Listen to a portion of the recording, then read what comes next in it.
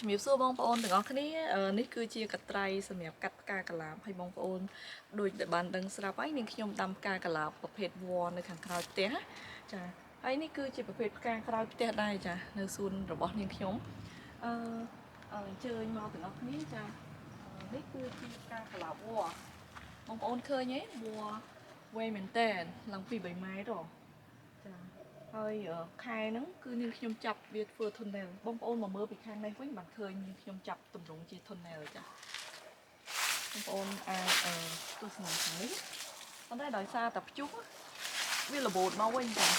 នាងខ្ញុំចាប់វាបានស្អាតហើយចានាងខ្ញុំចាប់វាបានស្អាតទៅជា tunnel ឥឡូវនេះវាមកវិញចាវារបូតមកវិញហើយយើងត្រូវចាប់ចងវាមកខាងនេះបងប្អូនមើលទៅមើលពីចម្ងាយខាងនេះមកបានចេញជាទម្រង់ tunnel នេះខ្ញុំបានធ្វើឥឡូវយើងកាត់ចាតែថ្ងៃនេះគឺកាត់មេឃកាឡាបហ្នឹងតែម្ដង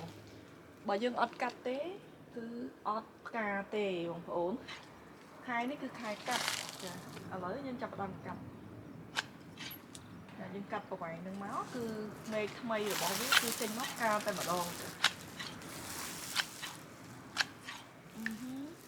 អានេះក៏ត្រូវតែកាត់ដែរ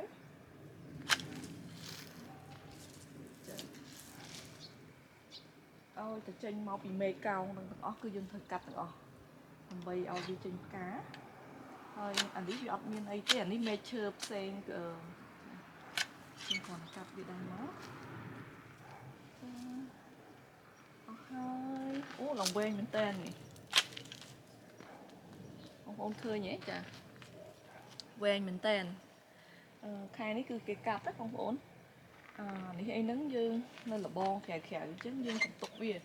ងំតនេះខ្ញុំកាត់ចឹងមកចាឲ្យវាខ្លី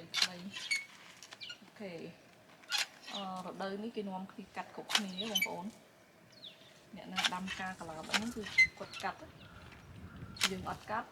វានៅតែមេឃទេឆ្នាំក្រោយវាអត់ចេញផ្កាទេ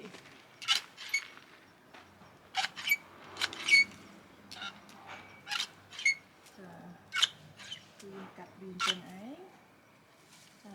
ហើយនាងខ្ញុំបន្តការកាត់ផ្កាកាឡាបនេះហើយអរគុណច្រើនបងប្អូនចាសម្រាប់ការទស្សនាវីដេអូរបស់នាងខ្ញុំយើងជួបគ្នានៅវីដេអូក្រោយជំរាបលាចាបាយបាយ